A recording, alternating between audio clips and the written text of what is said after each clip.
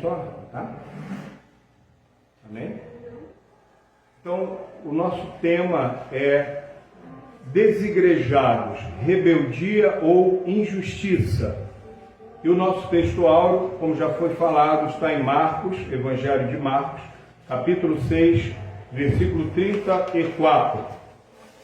Diz assim a palavra do Senhor: E Jesus, saindo, viu uma grande multidão e teve compaixão deles, porque eram como ovelhas que não têm pastor, e começou a ensinar-lhes muitas coisas. Amém? Pode se assentar em nome de Jesus. Aleluia.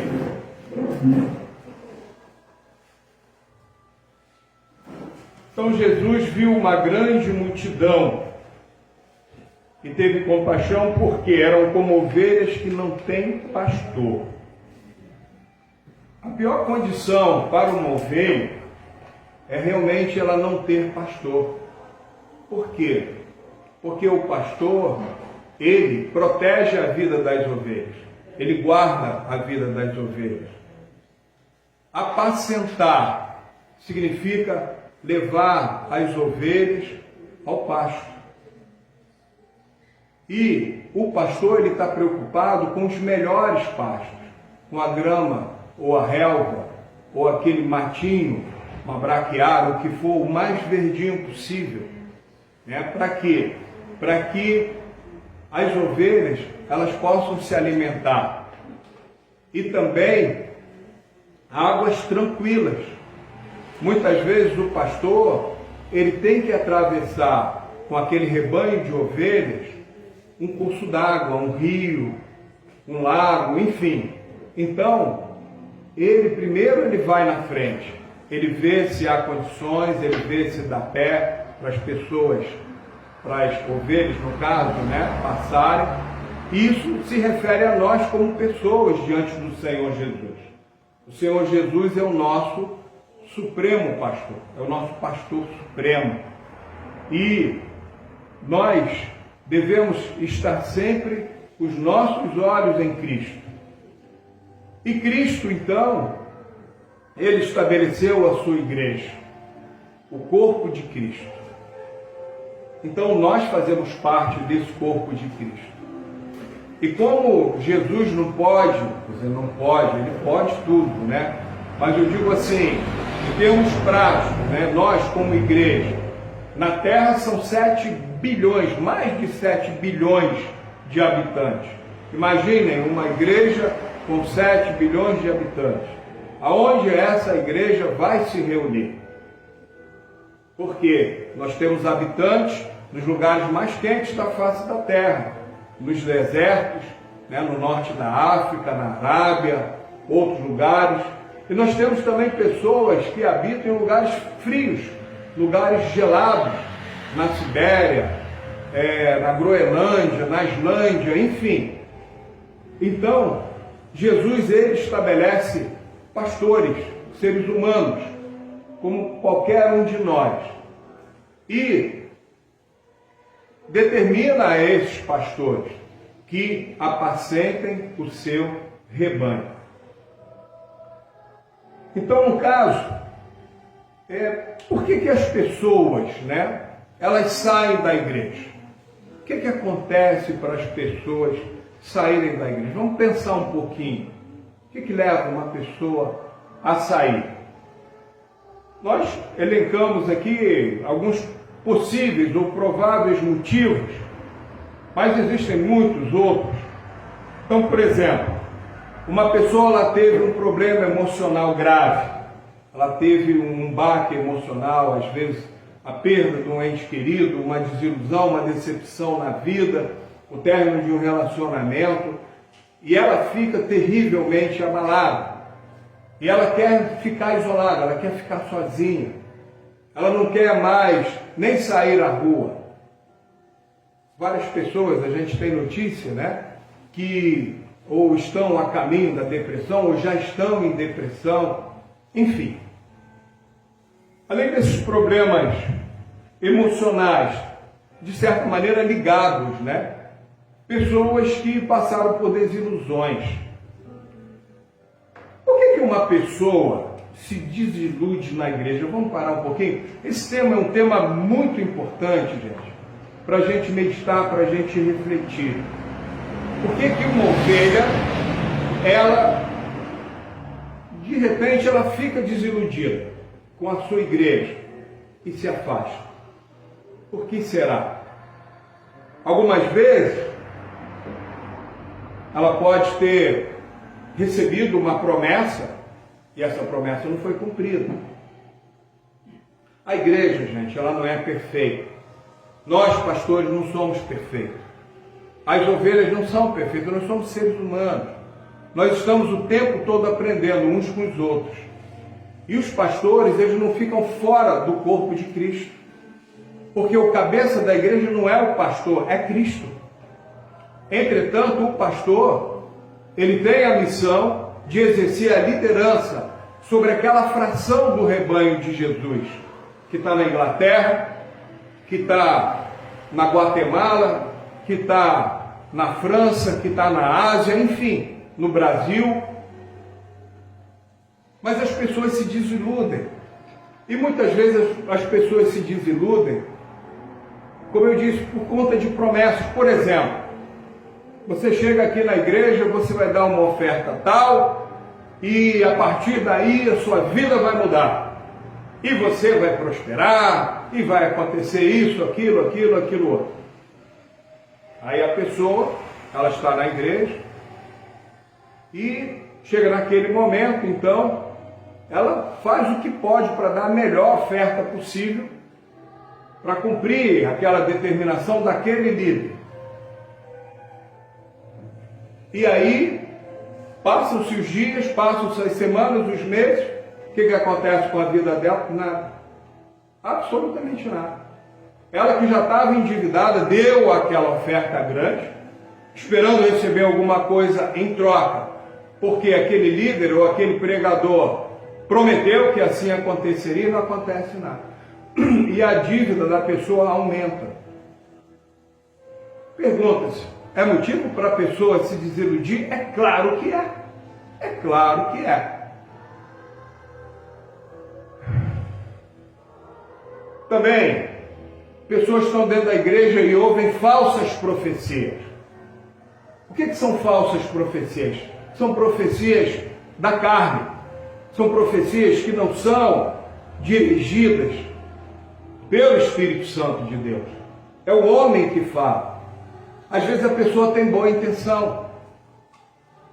Uma certa ocasião, um rapaz chegou para uma irmã que ela estava grávida e disse a seguinte profecia para ela, que aquela criança que estava na barriga dela era alguém escolhida por Deus e tal. A irmã, ela estava passando uma certa dificuldade na gravidez, aquela irmã, ela se alegrou. Puxa, eu estou tendo sangramento, eu estou tendo um monte de coisa, mas o que está no meu ventre é um escolhido de Deus e tal.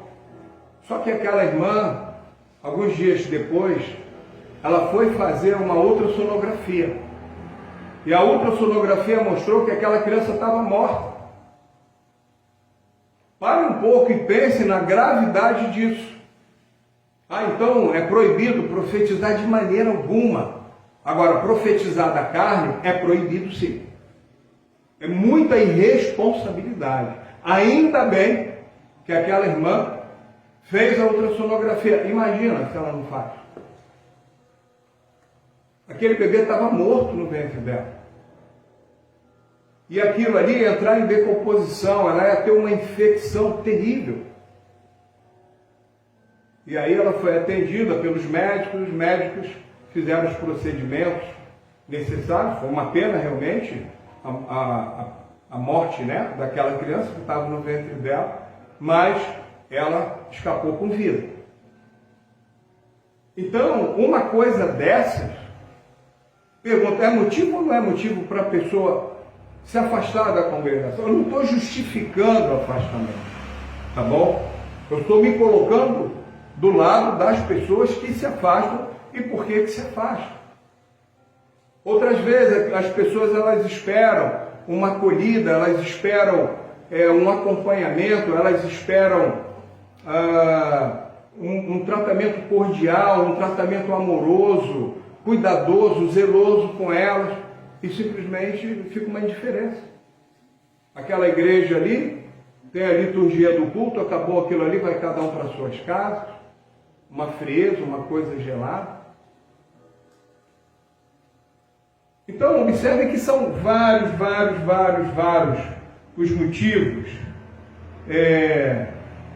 Até perda de emprego, a pessoa tem um excelente emprego, ganha muito bem, às vezes até não ganha tão bem, mas tem um emprego e de repente aquela pessoa é demitida. Então, motivos para a pessoa se entristecer não faltam. Agora vejam só. Tá, entendi os motivos. Entretanto, esses motivos justificam o fato da pessoa não estar congregando, não estar fazendo parte do corpo de Cristo? Uma coisa é explicar, outra coisa é justificar. A explicação nós entendemos, mas a justificativa. E como vencer isso? Eu vejo muitos pregadores falando da realidade das grandes cidades. Que nas grandes cidades você tem várias igrejas. Então você tem diversas opções. Mesmo nas cidades médias você tem mais de uma opção. Essa igreja evangélica é assim, eu vou para aquela outra, eu vou para aquela outra. Entretanto, há regiões do Brasil que, primeiro, não existe nem cidade, é localidade. E naquela localidade, às vezes, tem uma denominação só. Só tem aquele pastor. E aí? E se a pessoa se entristecer lá naquela localidade? Imagina um outro país. Foi um missionário, iniciou uma igreja ali, as pessoas foram se convertendo, e de repente uma daquelas pessoas não se adaptou ao sistema de liderança daquele missionário. E aí, como é que fica? Vai recorrer a quem só tem aquela igreja. Então, é uma coisa complexa. Todavia, irmãos, nós não podemos esmorecer na nossa fé. A pior condição é você ficar afastado ou afastada do corpo de Cristo. Porque você fica vulnerável espiritualmente. Você fica vulnerável. Eu não vou entrar aqui em méritos, em detalhes. Eu conheço um caso assim, eu conheço um caso assim, eu conheço outro caso. Eu falo de uma forma geral. Nós devemos congregar. Isso a Bíblia nos ensina. E há um exemplo muito maravilhoso, no livro de Atos, sobre a igreja primitiva, onde as pessoas tinham tudo em comum, as pessoas vendiam as suas propriedades, repartiam, de maneira que todos tinham como se alimentar, enfim, era uma verdadeira comunidade, as pessoas tinham uma vida em comum. Por quê? Porque elas estavam experimentando o que é uma vida de amor. Em vez de nós, como cristãos, ficarmos apontando erro, essa igreja faz assim, essa aqui, essa aqui, essa aqui. A única coisa como pastor que eu falo para vocês, que é a condição para você não congregar, é quando se trata de uma seita. O que é uma seita? É uma falsa religião. Ela se diz evangélica, mas não prega a Bíblia.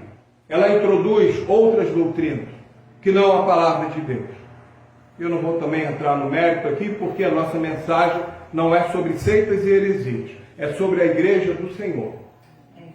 Amém? Mas que isso fique bem claro, bem claro. Se for para congregar numa seita, aí justifica sim você ficar isolado. Não congregue. O veneno doutrinário, ele vai matar você espiritualmente. É como uma feijoada com veneno de rato. Cheira bem, tem um gosto bom, mas mata. Mata. E não mata na hora, mata nos dias subsequentes. Então, cuidado com seitas. Muito cuidado. Então, vamos lá. Agora, vamos observar um aspecto interessante. Quem chega na igreja, chega com que motivação? Aí cada um de per si, né? Vamos olhar para nós mesmos, para dentro de nós. O que me motivou a ir à igreja a primeira vez? O que foi? Então, de um modo geral, as pessoas, elas são motivadas a irem à igreja para receberem a Cristo como Senhor e Salvador de suas vidas. Essa é a motivação. E essa é a missão principal da igreja. Ser um canal de salvação no mundo. Ah, mas tem obra social. A obra social vem a reboque. A primeira é a salvação de almas. É a pregação do Evangelho Santo, da sã doutrina bíblica, não é doutrina de homens, não é usos e costumes. Que fique bem claro isso. Igreja não é para militarizar grupos evangélicos. Vamos todo mundo vestir assim, vamos cortar o cabelo assim, vamos fazer a barba assim. Não, isso é no quartel. A igreja não. O que o apóstolo Paulo recomenda? Que tudo que seja feito na igreja seja feito com ordem e decência. Decência. Decência na vestimenta, decência no falar, decência no proceder. É o que deve estar na igreja do Senhor. É isso. Então a pessoa, ela entrou na igreja para receber Jesus. Aí ela chega na igreja, aí ela olha, puxa, eu quero receber Jesus como meu Senhor, meu Salvador. Mas ela começa a olhar em volta. Ela vê 1 milhão de coisas. Ela vê venda de não sei o que lá. Venda da rosa ungida. Venda do manto da pastora, da bispa, da arcebispa, da papa, da papisa, da papada e um monte de coisa. E ela está procurando. Gente, eu quero Jesus, onde é que está? E ali tem venda de feijão, de arroz, de farinha, venda de um monte de coisa mágica, mística. E ela está procurando. Gente, eu quero Jesus. E ela recebe. Não, irmã, é só vitória. Receba, declare que é só vitória. Tá, é só vitória. Meu time está até jogando agora, mas eu não estou preocupado. Eu quero Jesus. Muitas coisas são oferecidas. A rosa ungida do amor, a unção da conquista, a água consagrada. Bebe a água consagrada. Eu não estou aqui menosprezando ninguém. O que eu estou dizendo é que isso não é evangelho. E que fique bem claro. Porque Jesus não ofereceu nada disso. Os apóstolos não ofereceram nada disso e não mandaram ninguém oferecer. Bota o copo da água ungida. É água ou é óleo? Para mim, unção é com óleo, água ungida. Tá bom. Vou botar lá, deve ser uma água misturada com óleo. Bota onde? Em cima da televisão. Para quê? Hoje em dia não dá nem para botar em cima da televisão. As televisões são fininhas. Se botar o copo vai cair no chão. Outras promessas, riqueza material. Enfim, é um sem número de coisas. Eu comparo isso o seguinte. A pessoa entrou no supermercado para comida, ela está com fome. Ela quer comprar 5 quilos de arroz, 1 quilo de feijão, um pacote de sal. Ela está com fome. E se possível ali uma misturazinha, uma carninha de porco, de frango, de calango, de iguana, de qualquer coisa. Ela está com fome. Só que ela chega no mercado, ela olha, ela vê pneu de carro. Puxa, olha o pneu de carro. E esse pneu cabe no meu carro. Aí ela vê um monte de acessórios de automóvel, ela vê um monte de roupa, ela vê um carro. E ela vê um carro que dá para ela comprar com o salário dela, porque é parcelado. Então, o que ela faz? Ela está no mercado, está com fome, ela não compra o que ela precisa para matar a fome dela, mas ela sai de lá com o carro zero, ela sai cheia de roupa e muito mais endividada do que ela entrou. É isso que tem acontecido, infelizmente, em muitas igrejas, ou em algumas igrejas. Vamos ser mais otimistas. Por quê? As pessoas vêm buscar Jesus, a alma delas está com fome, o espírito está faminto, mas são outras coisas. Não, Jesus não, calma, deixa ali. Não se preocupa com isso não. Olha aqui, ó. Compra aqui essa toalha aqui. Essa é mais cara, tá? Porque além do suor do pregador, ele deu uma suada no nariz, então vai dobrar o preço. Mas pode levar, hein? Vai funcionar. Gente, para e pensa, isso é fé. Eu não sei nem do que chamar isso. Eu não tenho adjetivo. Simplesmente eu não tenho. É uma pena que isso aconteça. E aconteça nas igrejas brasileiras. Vou dizer que é uma vergonha, né? Como jornalista, me permita a citação, que eu admiro muito, Boris Casoy. Isto é uma vergonha. É uma vergonha.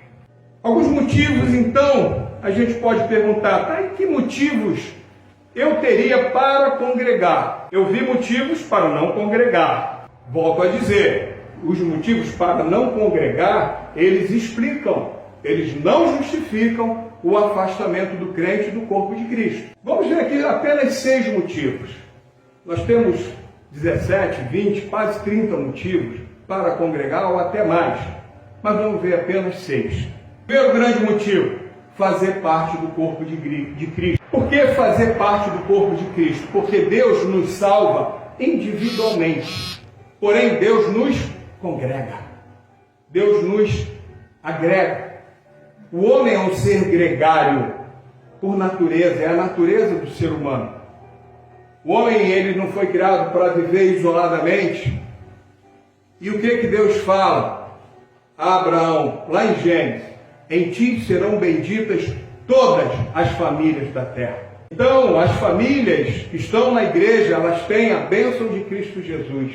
A igreja, ela fortalece a família fortalece a igreja. É uma coisa bonita isso. Por isso que é muito importante os pais e mães serem firmes na fé e conhecerem Bíblia para ensinarem para os seus filhos. Pai e mãe cristão não pode ser pateta. Meu óculos, compra um óculos novo. O camelô vende. Deve comprar óculos de camelô? Não, não deve. Deve ter receita médica. Mas a pessoa não usa o óculos para ler boleto bancário, pagar um monte de coisa? Então, usa para ler a Bíblia. Agora, não dê desculpa. O grande problema é esse, gente. A vitimização das pessoas. Isso é um câncer que existe na sociedade, no nosso país. Todo mundo é vítima. Coitadinho de mim. Eu sou uma lombriguinha. Eu sou não sei o quê, um protozoário. Você é a primícia da criação de Deus. Ainda que você não seja crente, ainda que você não seja evangélico, Deus te criou, você é a primícia da criação. Você não é o animal mais evoluído, não. Esquece Charles Darwin. Charles Darwin sabia muito para ele lá. E para quem estava na curriola dele, tá? Leia uma biografia com credibilidade sobre esse tal de Charles Darwin, tá? Você vai se decepcionar. Não é isso que aparenta, não. Mas eu estou aqui para questionar cientista, nem falso cientista, nem ninguém. Eu estou aqui para apresentar o Evangelho, a importância da igreja para nós, nos dias de hoje. Então, há pessoas que dizem a igreja tem que se modernizar, não pode, e é tudo eletrônico. Então, vamos lá. O celular, tá? Ou um tablet. Você pode ter a sua Bíblia no tablet? Pode. Pode ter no celular? Pode. E até deve. Tem tanta coisa boba, né? Dentro no celular, aplicativo, um monte de... Tem a Bíblia. Agora, veja só. Você está viajando. Você está no ônibus, está no avião. O avião nem pode, né? No ônibus, num barco, ou num carro. Enfim. Você está ali, lendo ali versículo da Bíblia no seu celular. Você está num consultório médico. Você está numa fila de banco esperando te atender. Enfim. Ótimo. Tecnologia, ok. Agora, para você aprender, só como notícia, como informação, a leitura feita em tela, qualquer tela digital, você perde 30% daquilo que você poderia e deveria aprender. Então, você tem que ler em papel. papel. A sua Bíblia, se é que você quer aprender Bíblia. Então, é bom que seja de papel, porque você vai reter mais o conhecimento bíblico. Entende? Então, é só, não uma dica, né? Mas é uma informação para você estabelecer um juízo de valor. Pode sim ter Bíblia no computador, onde você quiser, telas digitais em geral. Mas a sua Bíblia para você ler, refletir, que seja de papel. Mas nós estamos falando sobre fazer parte do corpo de Cristo. Então Deus nos salva individualmente, porém nos congrega. Nesse mundo espiritual difícil que nós vivemos, um mundo que mexe muito com as emoções das pessoas, que todos os dias são dezenas, centenas de narrativas diferentes, umas para levar o homem para a esquerda, outras para levar o homem para baixo, para cima, para o lado, enfim. Essas narrativas vão conduzindo. Tipo, não coma ovo, seu colesterol vai fazer isso com você, você vai infartar e tal. Aí, na semana seguinte, tomar ovo. O ovo, ó, é jóia. Aliás, eu conheço umas galinhas lá perto de casa, ela bota uns ovos maravilhosos e tal e coisa. É para comer ovo ou não é para comer ovo? Então, é uma série de informações e que são desencontradas e que são contraditórias. Como é que a gente vai viver num mundo como esse? Qual é o... Ah, vou estudar em tal colégio, em tal faculdade, em tal universidade, vou para fora do país. Tá, mas você vai continuar recebendo um monte de informações. Agora, a Bíblia Sagrada, ela vai colocar a sua mente de acordo com o perfil de Cristo. Não é lavagem cerebral, nada disso não. A Bíblia Sagrada, ela vai colocar a sua mente de acordo com a mente de Cristo. E aí sim, quando você encontrar esse monte de informações, você vai estabelecer um juízo de valor baseado em valores cristãos, em princípios bíblicos. Agora, se você está fora da igreja, você perde isso. É nosso dever, nossa obrigação, nós pastores, ensinar a palavra. A tempo, a fora de tempo, é dever. Eu não posso chegar aqui e falar, os irmãos nem precisa abrir a Bíblia. Hoje nós vamos fazer a oração do pula-pula, do descarrego. Todo mundo vai botar o dedo na tomada, vão descarregar as energias ruins, ou vão carregar com energia boa. Gente, é tanta coisa que não tem nada a ver com as Escrituras. Não tem nada a ver com as Escrituras.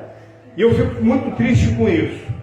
Mateus 16, 18 diz, sobre a igreja ainda, e sobre esta pedra edificarei a minha igreja, e as portas do inferno não prevalecerão contra ela. Nós precisamos de proteção espiritual. O mundo espiritual nós não vemos. Algumas vezes ficamos aterrorizados por isso.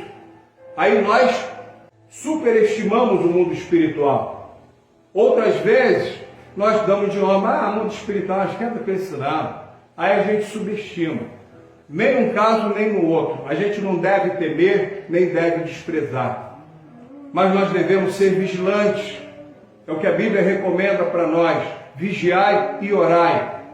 É o que nós temos que fazer. Então, fazer parte do corpo de Cristo é um motivo. Outro motivo para fazermos parte da igreja do Senhor, não ficarmos desigrejados. Cumprir as ordenanças de batismo e santa ceia, ou ceia do Senhor.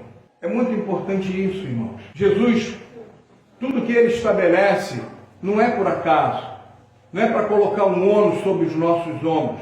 Muito pelo contrário, Ele tira todo o peso, todo o fardo pesado. Agora, Ele coloca essas ordenanças para nós cumprirmos. Então, é muito bom que nós estejamos congregando. Um dia chegou um rapaz aqui para me entregar um recado. E quando terminou o culto, ele veio, entregou o recado que ele queria entregar, e educadamente eu perguntei a ele, você congrega onde? Qual é a sua igreja? Bem, veja bem, olha só, onde é que é a sua igreja? Não, é por aí. Estou menosprezando a pessoa do rapaz, pelo fato dele ser um jovem. Muito pelo contrário, tanto é que eu ouvi respeitosamente. Mas o que eu quero colocar para vocês é que isso não existe. A gente vê na televisão, no cinema, as figuras dos super-heróis. Tem super-heróis que andam em bando, né? Os Vingadores, é um bando, eles querem vingança. E aí o crente fica com aquilo no coração, também quer vingança. Ah, ele falou um desaforo para mim, eu vou me vingar. Mas outros super-heróis, eles trabalham isoladamente, trabalham sozinhos. São super-heróis, é ficção, eles não existem. Nós cristãos, nós temos o poder de Deus em nossas vidas, sim. Porém, nós não somos super-heróis. Deus, ele trabalha conosco como igreja. A multiforme sabedoria de Deus se revela individualmente? Não. A Bíblia diz, a multiforme sabedoria de Deus se revela à igreja. Aqui eu não estou lendo um texto bíblico. Olha quantas informações, olham quantas coisas. Mas reparem que todas essas informações, elas não estão baseadas no cientista A, B, C, D, no filósofo não sei quem, no sociólogo, não. Elas estão baseadas em Cristo Jesus. Elas se cruzam, mas são diversas informações. Nenhuma é contraditória à outra. Eu não vou dizer aqui um motivo e depois vou apresentar um outro motivo mais abaixo que contrarie esse primeiro ou segundo da lista. Não, porque a Bíblia não se contradiz.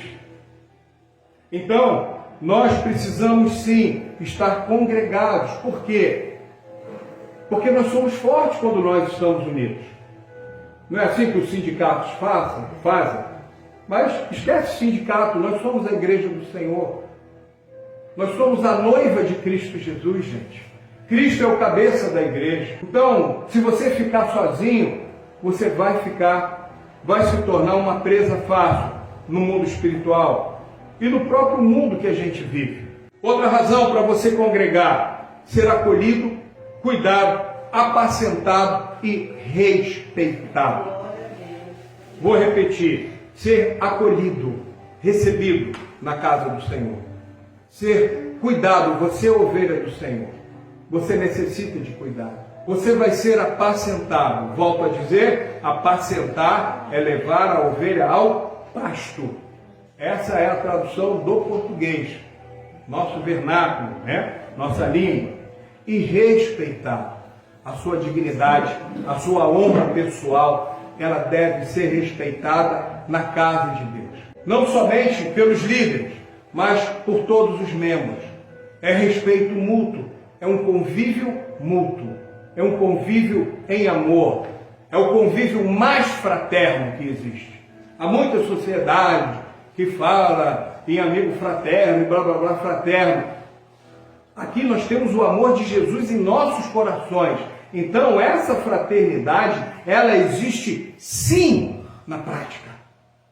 Essa é a nossa diferença para outros tipos de sociedades que existem por aí. Agora preste atenção nisso aqui.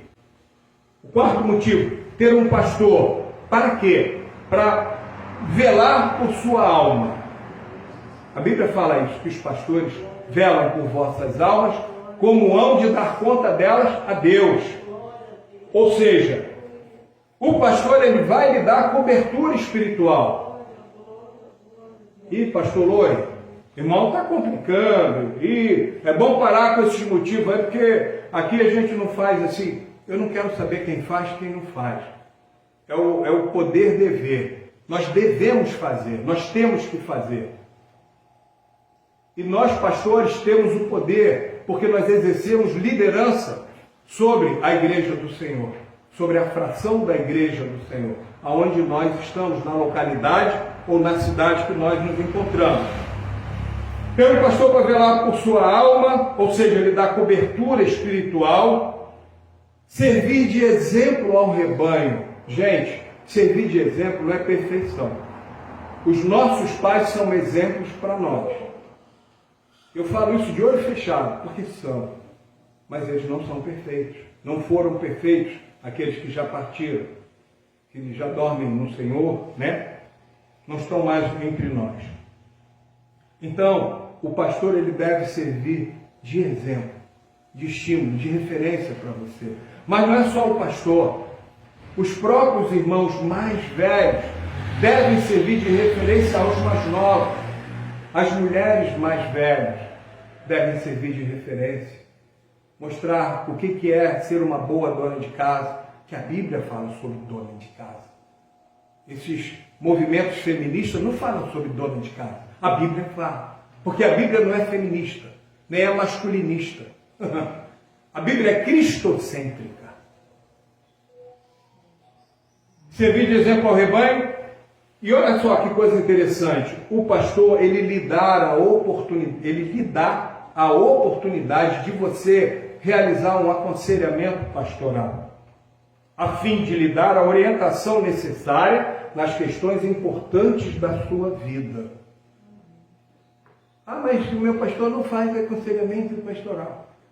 Eu não estou entrando em mérito, gente. Me entendam, por favor. Eu estou mostrando o rumo, o norte, o que deve ser feito. Se você, pastor, está ouvindo a nossa mensagem e achar graça, achar que algumas coisas podem ser aproveitadas no seu ministério, que Deus lhe abençoe. Nós não somos perfeitos, nós também queremos aprender com o Senhor, com a sua congregação, com a sua igreja. Agora, isso aqui é para fazer, tem que ser feito, deve ser feito. Isso não é uma sugestão, porque tudo isto aqui foi retirado da Bíblia Sagrada. Então é para fazer sim. Quinto motivo, Gálatas 6,2 diz: levai as cargas uns dos outros e assim cumprireis a lei de Cristo. Nos momentos de dor e sofrimento, você, na igreja do Senhor, você que está afastado, não está congregando, nos momentos de sofrimento e dor, você terá conforto, consolo e amor por parte dos seus irmãos e do seu pastor. Agora olha só, gente, isso é uma via de mão dupla, né? A gente está acostumado a reivindicar. O Brasil é um Estado democrático de direito, mas ele seria um país muito melhor se fosse um Estado democrático de deveres. Porque o cidadão brasileiro, ele praticamente não tem dever nenhum. Ele é acéfalo. Ele faz filho, entrega para o Estado, para o governo, para o município, irresponsavelmente. E não é só isso não, muitas outras coisas. E na igreja há, infelizmente, muita gente irresponsável que acha que os irmãos são responsáveis pelo fracasso dele. Não são. O pastor não é responsável pela sua inépcia, pela sua incompetência como ser humano. Nós, pastores, não somos responsáveis pelo seu fracasso, pela sua preguiça, pela sua indolência. Não somos. Você tem a sua vida diante do Senhor. Eu não nasci pastor. Foram muitos anos de aprendizagem. E com gente muito mais velha, não é só teologia, não. Com pastores muito mais velhos e mais experientes do que eu. Eu não estou aqui brincando de igreja. Eu não estou aqui brincando com você nem tomando o seu tempo. Porque nós só estamos transmitindo essas mensagens pela internet, porque o nosso intuito é alcançar não só todo o Brasil, mas todo o mundo, todos os continentes, levar a mensagem da cruz a muitos, para que eles não pereçam, para que eles não morram sem salvação. Então, como eu dizia, Gálatas 6,2, já estamos concluindo. Levai as cargas uns dos outros e assim cumprireis a lei de Cristo. Isso é muito importante. O tal, não é o tal, né? É o ombro verdadeiramente amigo. É o braço estendido. É a mão que afaga, a mão que ajuda, a mão que apoia. Para nós, como igreja, é muito importante. Gente, a gente vive num mundo onde as pessoas estão cada vez se introjetando, se internalizando mais, só pensando em si. Sirva o seu próximo, sirva o seu irmão dentro da igreja, ajude. Mas que recompensa? Eu não sou trouxa. É uma forma de pensar. Você é rico, você tem muitos bens. Puxa, faz um teste, ó. Não sei, né? Se você quiser. Mas pensa se você vai conseguir colocar todos os seus bens dentro do seu caixão quando você for embora. Tudo perece aqui, minha gente. Tudo fica nesse mundo. O que é desse mundo, fica neste mundo. E Jesus deixa isso bem claro na questão do imposto, do tributo a César. Pega a moeda com a cara de César, as fiches de César, e pergunta: de quem é esse fiche? De César. E ele diz: dai a César o que é de César, e a Deus o que é de Deus. A última orientação, o último motivo para congregar. Ter a orientação quanto ao comportamento cristão dentro e fora da igreja. Por que intermédio? Por meio da educação cristã, que se baseia na ética cristã. Essa ética cristã é em algum livro, pastor? Não. Não é livro, não. É a Bíblia Sagrada. A ética cristã está toda descrita aqui. Não pagar mal com mal, amar o seu próximo como a ti mesmo, usar a sua boca somente para falar coisas que edifiquem, coisas que abençoem. A Bíblia diz como é que pode uma mesma fonte brotar água doce e água amargosa. Então, queridos, o comportamento cristão. Se você ficar fora da igreja, você perde essa conexão da educação cristã. E muitas vezes, até os mais velhos, os mais experientes, eles veem um jovem, veem uma criança, um menino, uma menina, e vê a educação daquela criança, daquele jovem, daquele adolescente. E aquilo é um exemplo gracioso, é um exemplo maravilhoso. E aquela pessoa, puxa, eu estou aprendendo tanto com esse adolescente, com essa adolescente. Nós não somos nenhum poço de sabedoria. O nosso aprendizado ele é dinâmico. E na igreja é o que acontece. Quanto mais a gente se afasta, por exemplo, hoje nós tivemos, pela manhã, tivemos a nossa consagração, onde oramos, pelejamos aqui em oração, batalhamos no mundo espiritual para abençoar as pessoas da igreja, as pessoas que não são da igreja, a nossa cidade, nosso estado, nosso país, enfim. Pelejamos em oração. Depois tivemos a escola bíblica dominical. Olha só, que bênção.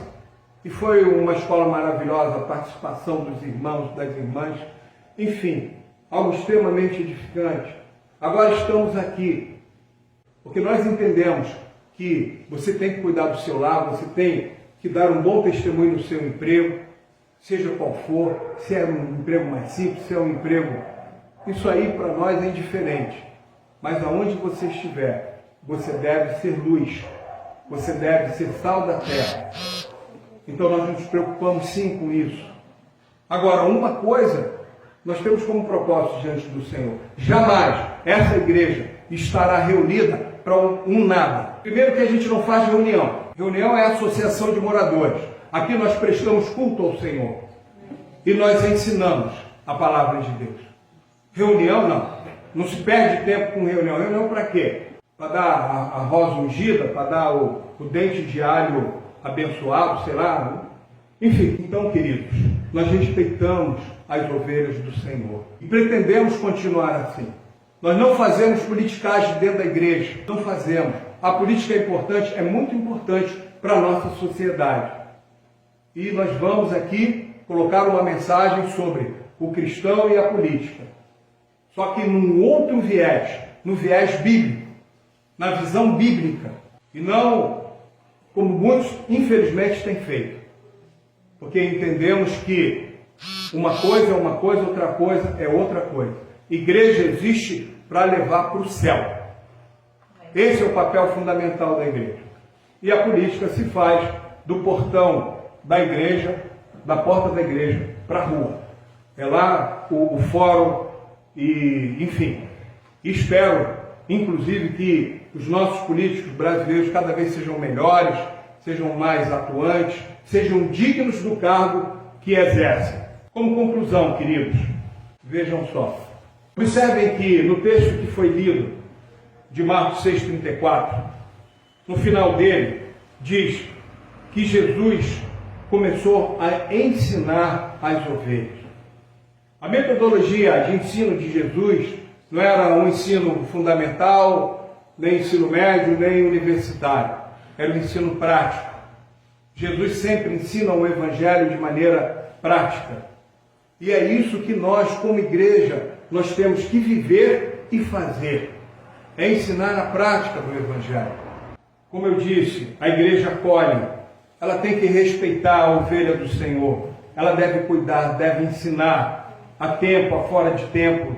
A igreja tem que ser incansável na prática do Evangelho de Jesus Cristo. Então, todas as ovelhas, elas são importantes. Ah, mas essa ovelha aqui, é um advogado, é um comerciante muito rico. Não, toda vida é importante para Deus. Eu sei que há políticos que dizem isso, e eu não estou falando isso com tom político de forma alguma, mas aqui, neste lugar, nenhuma ovelha do Senhor Jesus será deixada para trás, nenhuma ovelha do Senhor Jesus será esquecida, nenhuma ovelha do Senhor Jesus será ignorada. Então, que você possa ter isso no seu coração. E lembra que nós devemos levar as cargas uns dos outros. E levar carga, gente, é sobrepeso para nós.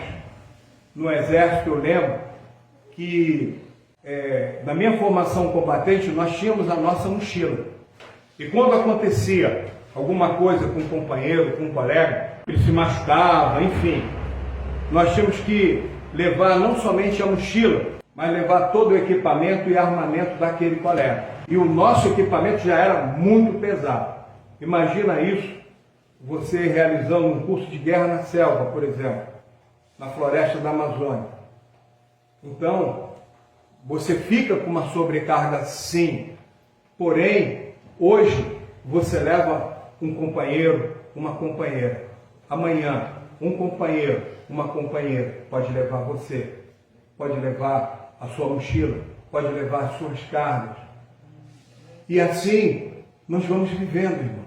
Uns ajudando os outros, uns demonstrando amor, porque não é amor de palavra somente. E a Bíblia ensina isso. Nós não devemos amar de língua, né, de palavra, mas amar na prática. Então a igreja é uma escola de amor, uma escola onde nós somos edificados.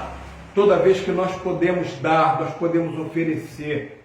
Toda vez que nós podemos demonstrar amor, carinho, afeto, demonstrar gratidão. Aqui, a nossa escola da educação cristã. Então, jamais fiquem fora da igreja, qualquer que seja o motivo. Você que está me ouvindo, se você está afastado, não desviado, afastado da sua igreja, procure se reconciliar.